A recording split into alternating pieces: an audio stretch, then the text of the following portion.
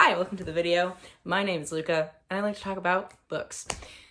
Today, I realized that this is a thought that I've had in my brain for a while, and I've actually just never really talked about it. I thought, why not dedicate an entire video to it? Because hey, I'm always drinking things in these videos. I get parched. I don't know what's going on. Okay, anyway, so this video, I wanted to talk about the way that I classify queer stories, basically, because queer fiction specifically. I think there are kind of two-ish ways to write a queer story, and there's just one way that I think is don't touch your hair. Don't touch your hair. There are these two ways to write a queer story, and I think that one, it just appeals to me more than the other. However, both are really important for representation, and sometimes we can't have type B, what I call type, well, what should be type A? Maybe we have type 1 and we have type A. We can't have second type without the first type being normal, which maybe it is these days, it's getting more normal these days, and so we are publishing things that are type B, but we still need type A, you know what I'm saying? Does that make any sense? So anyway, I wanted to talk today about specifically what the two types of queer stories to me are, because I think it's important. And I don't know, do I think that me can decide, this? No, but I think that my opinion, I don't even think my opinion is important. I just wanted to make this video to tell my friends. I just wanted to, I tell this to my friends all the time. Why not make a video about it? I don't know, guys. I'm sorry. I don't think I'm that important. And then I also have a couple recommendations for queer books at the end of this. I'm sorry. I'm so sorry. Also, I use queer lovingly. I am queer. Just in case anyone, I'm sorry if that word is not a good word for you. For me, it's lovingly. I identify as queer. Just want to put that disclaimer out there. I'm really sorry if it's a word that you don't love. Personally, I find it the most encompassing way to describe the LGBTQ plus spectrum, because saying LGBTQ plus when I could just say queer and take that word back for my own personal use is just comfortable for me. All right, felt that was necessary perhaps. I don't know, I'm blushing. Oh my God, I'm nervous. Why am I nervous? Let's just get into it. There are queer stories. I really thought I was gonna be able to do this. So, yes, there are two types of queer stories. Let's talk about the first type, which I'm going to refer to as type A, although I believe the superior one is type B. Okay, so type A, queer stories, we love. All queer stories are, but the type A queer story. This is a story, fiction, book. I'm specifically referring to books just because that's what I have more experience in. That's what I read more of than, I don't know, movies. But type A is the queerness of the characters. The fact that they are queer is the conflict. So maybe it is coming into and realizing that they are queer. Maybe it is that they get outed and that's the conflict at their school or whatever. They get outed at school and that is the conflict. Maybe it's, I can't think of any other examples. I'm so sorry. I don't know where my brain is at. Obviously, it's not here. Basically, the conflict of the story in type A depends on the character's queerness. This is kind of a way to get representation. Of course, we need representation. Hands down, period. We need representation. But in type A, the representation is the story. It is the conflict. Being queer, anything under the umbrella of queer is the conflict. So basically, I think we're not at a point where you can have a queer relationship and not have it affect the story at all, which is really disappointing to me personally. But it's just if you mention that you have aunts, right? Just casually, hey, I'm walking down the street and you're like, oh yeah, my aunts, I'm gonna go stay with my aunts. A reader will be like, aunts, are they lesbian? Are they, and it's okay. Maybe that's a dramatization for today. We're getting a lot better in this year of our Lord 2022, but maybe not, I think there probably are some people out there who hear like my dad's or my mom's or my aunt's or my brother and his boyfriend. Like that is maybe, you know, not something to gloss over these days. So I don't know. I think type A is an important step towards getting to type B, I guess is what I'm trying to say. You cannot have type B without type A, but hopefully stories can get to the point where type B is everything.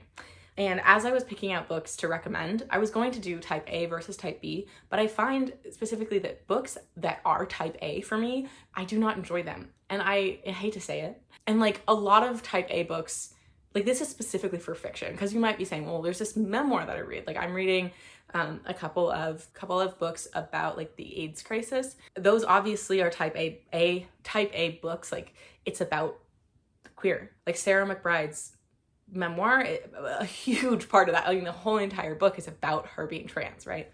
And so like that's a type A thing. But in my my specific experience and definition of this, and again, these are my terms, like I mean, I think that this is an idea that's out into the world. I'm not saying this is an original idea, but like in my world, this is specifically for fiction. Again, another disclaimer, a lot of disclaimers. Obviously, I didn't plan out what I was going to say. I've just said it before, and I thought it needed its own video. Okay, woo, let's talk about type B. The type B story is my favorite. This is where the characters are queer. They are proud or not proud. They are closeted or out. Doesn't matter. They're queer. We know that they're queer as readers. And that is not what the conflict is about. Maybe, I want to stress, maybe the conflict is affected by their queerness, but it is not what the story could be told without the characters being queer. And it wouldn't be the same story. But in essence, if I were to describe it to you, you would be like, oh, they're the same. When I say it that way, I get upset because it is really freaking important that these characters are queer. It's not a non-issue, but it is not the conflict. It is not whether or not the prom king comes out as gay that makes this story a big deal. It's whether or not the prom king loses his best friend because he comes out at prom and really embarrasses his best friend who ran with him or whatever, right? Like it's more about the relationship the prom king has with the prom queen and not the prom king that is gay, right? It affects the prom king and queen's relationship, the fact that the prom king is gay. The conflict is not reliant on the fact that the prom king is gay. It is not, will she be friends with me still if I tell her I want a boyfriend? It is, will she be friends with me because I made prom super awkward for her, right? Does that make, I really hope that makes sense. I was about to ask you and like wait for your opinion. I don't know. Does that make sense though? Like, do you understand what I'm trying to say? The point is not that the prom king is gay. That's not the conflict. The conflict is not that he has to come out to his best friend who's also prom queen. The point is that he jeopardizes that relationship. All right.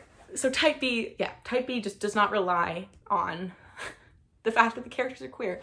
However, I think in all type B stories, the fact that the characters are queer affects everything. It's not just like it's a non-issue, as I said before. If it's a non-issue, I don't consider it necessarily to be a queer story. I don't know, like I think an example of this would just kind of be like, this is a story, I don't know, it's about two teenagers. I don't know why my brain goes to teenagers, but about two teenagers and they're having a grand old time. They're best friends. It's a heterosexual romance and the teenager's best friend is gay. That is not necessarily a queer story because we've got this gay best friend. Such a trope. I'm so sorry. But we've got this gay best friend and they might be an awesome character, but they're not the central focus of the story, you know? So that's kind of what makes that, like, in my opinion, again, all of this is conjecture, or I don't know, that conjecture is probably not the right word, but all of this is just like things that my little brain has thought of and wants to put out into the world. You feel free to disagree with me and let's talk about it. I am interested in what other people think about this. The point is, in that situation where the gay best friend is part of the story, but the story is about this relationship, heterosexual, heteronormative, cis relationship, it's not a queer story necessarily because it's not about being queer. So that's what I think. We're talking queer stories. So in type B, it is about being queer. Like being queer is a huge part of it, but does not what the conflict relies on. I want to draw a little chart in my brain for myself. So we have type A. The characters are queer, but they are not comfortable or proud. It is not generally accepted and normal for them to be queer, and that forms the conflict. So maybe it's a kid coming out to his parents, right? That's the conflict in the end.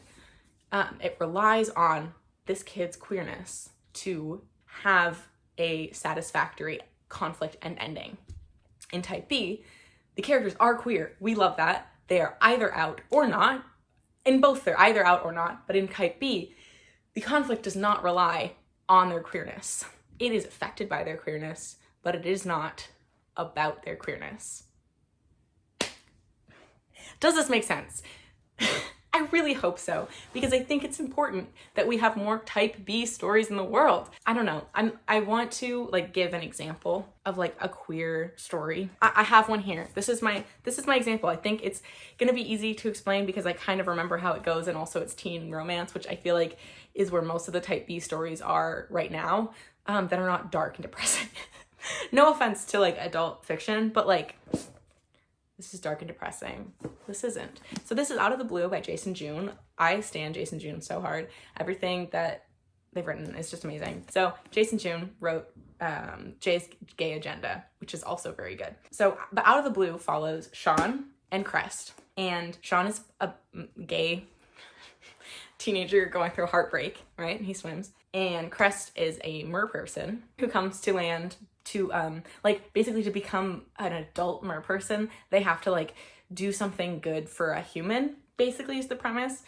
Anyway, so the story, they fall in love. It's a romance, of course they do, but it is not about, oh my god, are they both gay? Like, there's like feelings there. Not Dominic. Sean is obviously gay. His ex is named Dominic. We hear a lot about this ex. He's going through a breakup. Basically, Crest is like, well, I'll help Sean through his breakup. It'll be cool. And they have a romance. That is not a type A story because it is not about, I don't know, the fact that they like finding out that Sean is gay and that changing everything. It is a type B because they are gay. It doesn't matter. That's not the climax. I'm doing such a terrible job explaining this. I thought it would be easier. I just want to I'm going to sum up one more time A versus B. And then I'm going to move on to books that I recommend, because why not? And I don't want this video to be that long. A type A queer story is a story that relies on the characters being queer in some sort of way. If the characters were not queer, the conflict would not happen. The conflict focuses on the fact that the characters are queer. Type B, the conflict does not rely on the fact that the characters are queer. It adds to the story that the characters have this queerness. It might affect the conflict drastically so that the story would not be the same without it, but it is not a necessary point. It's not like without the queerness, the conflict would be non-existent. Perhaps it would be lessened, but it's not non-existent. I really hope that makes sense. I don't know. I'm gonna give you a couple of gay books. I did this a little while ago, like gay books for you guys to read. Probably a lot of these are the same. A lot of them might actually be different because I've got one here that's like just subplot, and one here that I read after that video, a couple here that I read after that video. So just wanna go into it. So one of them is Out of the Blue by Jason June. Anything Jason June. There's only 2 books out, but you know, both of them are great. But also like Out of the Blue, I just picked between the 2, and Out of the Blue is better because it has mermaids in it. Sorry, I don't know what to tell you. Out of the Blue by Jason June, would highly recommend. Again, it's about Sean and Crest. Sean is a human, Crest is a mer person. Crest comes to Earth, land, to help someone out so that they can become a mer person and adult, live the rest of their life. And Sean's going through heartbreak, and Crest is like, all right, I got you, babe. And then this romance, and it's cute, and also this illustration though. Okay, that's Out of the Blue. The next book I would recommend, I showed this earlier.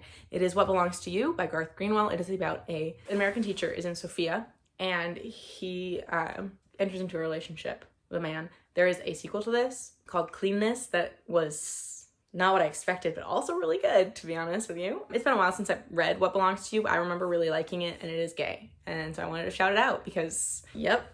All right, the next book I have on here this is more of a type A story, I'll be honest, because it is about a gay man dying of AIDS. This is The Prettiest Star by Carter Sickles. It is about Brian. He's like 24. He hasn't been home in 6 years, 8 years. I don't know. He ran away when he was 16, I think. So 8 years. And he's coming back to die because all of his friends or his boyfriend, whose name is also Sean, I think, has died. You know, he's dying and he needs someone to take care of him, and he doesn't have any friends in New York. So he returns to small town, Ohio. And it is also told from the perspective of his mother and his younger sister, Jess. It's really heartbreaking, really hard to read. It is not necessarily about being queer. It is about Brian dying and the small town in Ohio not understanding AIDS, basically. And if you can hear those small dogs, believe me, I can too. And I don't like them either. Anyway, this one, like 5 stars, tore me apart. It was so hard to read. And I would highly recommend Mind Blown, The Prettiest Star by Carter Sickles. Another book I have here is, this one's not explicitly gay, but like, are you kidding me? There has to be gay subtext. That is Carmilla by Joseph Sheridan Le Fanu, I don't know. And it's edited by Carmen Marie Machado. So like, if Carmen Marie Machado was like, I will edit this book, she must have seen some gay, okay? That's just my thought. It might not be true. I've not spoken to Carmen Marie Machado personally about this, but like, let me show you a picture. Are you telling me that's not gay? Anyway, this is the original vampire story. It came out before Dracula. It is about Carmilla. She's a vampire. It's about this young woman, Laura. I think her name's Laura. I'm gonna go with Laura. She's living, you know, a lonely life with her dad in like the 1800s in a castle. You know, she's rich probably. And a woman and her daughter pass by. The carriage breaks. The daughter's ankle is hurt or whatever. And Laura's like, oh, father, won't you please let this young daughter stay with us? I'm so lonely. And she and the young daughter fall into a relationship. Anyway, it's gay, okay? And it's about by vampires, so it's good. Would highly recommend. I did, in fact, make my ex read this, and she loved it, so what can I say? I have good taste in books. Right? Right, Maya? Right, Maya? Right, Maya? Another amazing book that I read with Maya, if you can believe it, we talked about this, was Swimming in the Dark by Tomasz Jadrowski. I think that there's like, I don't know, I have like not really seen this online, but the one review was very mixed. It's about a man in Poland. Let's see if I can find Ludwig and Janusz. So Ludwig is they're living in Poland and they meet at summer camp. They're gay. Guys, I don't know, man. I don't know. But anyway, I liked the way it was written. I tabbed it, and it's just about them falling in love, basically. And it's kind of that quiet desire, you know, where they're always boys, aren't they? Someone needs to write a lesbian version of this, or at least someone needs to tell me about a lesbian version of this. But anyway, where one man is quietly desiring another, because he's not really sure, he knows he's gay, but he's also closeted and not sure that the other man reciprocates or etc. And I really liked it. And short, quick, guys, I don't freaking know, dude. Oh, this one's beautiful. This is one of my favorite graphic novels of all time. And it is like it's not even a type B. It's not really a queer story at all. It is The Magic Fish. It's just like her son is gay. And so like that's the queerness. And the other parts, it's just like, it's a retelling of Cinderella, but from Vietnamese immigrants to America. And like, it's just so good. I don't know. It's just so good. And it's not really gay, but like, I mean, it is gay. There's gayness in it, but it's not really that gay. Like, it's not about being gay or anything. I just wanted to shout it out because it's like one of my favorite graphic novels of all time. Okay. Thank you. And then the next book is On Earth We're Briefly Gorgeous by Ocean Vuong. This one is a letter written to a mother who cannot read. I read that from the blurb. I'm not just that eloquent or smart. And it's from like mid-20s Vietnamese American child writing to his Vietnamese American mother. There's a bunch of stuff, but one of the main themes is the kind of first relationship that the narrator, Little Dog, has. The prose is beautiful, and that is what we love. Also, Ocean Vuong sounds nothing like I had expected him to sound. Listening to him talk, it's just not at all what the voice in my head. Everything I've read by him makes me want to cry. It makes me cry. I'm tearing up right now. So I would just highly recommend this one too.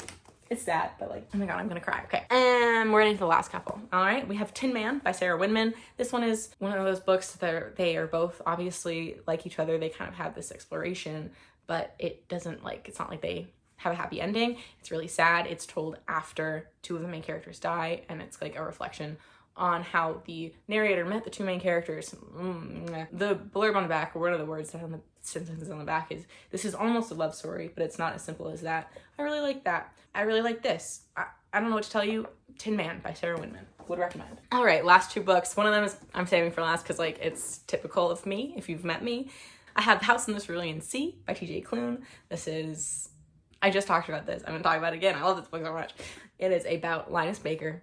He's a government worker. He's drab. He's boring. He goes to this orphanage because that's his job, to review these orphanages run by the department in charge of magical youth. Linus is gay. Like, that's just like set out from the beginning. He goes to this island and meets these children in the care of Arthur Parnassus and decides whether or not Arthur Parnassus is doing a good job of running the orphanage. And that's it. But the kids at the orphanage have there's some special kids there, and Arthur Parnassus has a secret.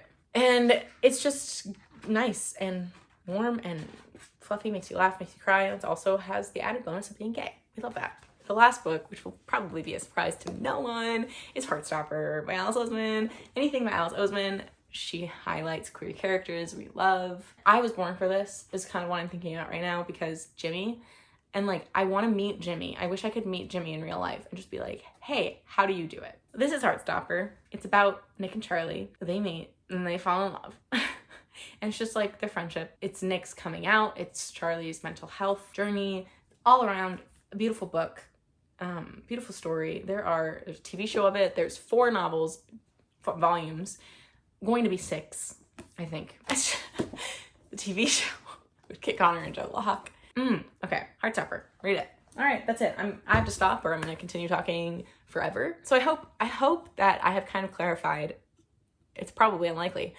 I hope I have clarified my thoughts about type A versus type B queer stories, and I'm going to probably, any queer story, basically, I like to look through that lens because I want to know whether it is a story that kind of uses the queerness of the characters in a maybe not so good way. Some type A stories use the queerness of the characters and it's great. Like, I think like Simon versus the Homo sapiens agenda is a type A story, you know, like it relies on the fact that Simon is a closeted gay, and that's it. That's the story, you know? And not in a bad way. I think it could be better if it was a type B story, but whatever. I obviously prefer type B stories, and I tend to read more of them because, again, I don't think that the important part is the fact that they're gay. I think the important part is the conflict. Okay, I'm digging myself into my own grave now. Like, the hole has deepened and become 6 foot deep and 6 feet wide, long, not wide, maybe like 3 feet wide, 2 feet, I don't know. Anyway, I've dug myself a grave and I'm gonna go die in it now. I have talked to hell now, out of my brain. I don't know what's going on. I'm so sorry.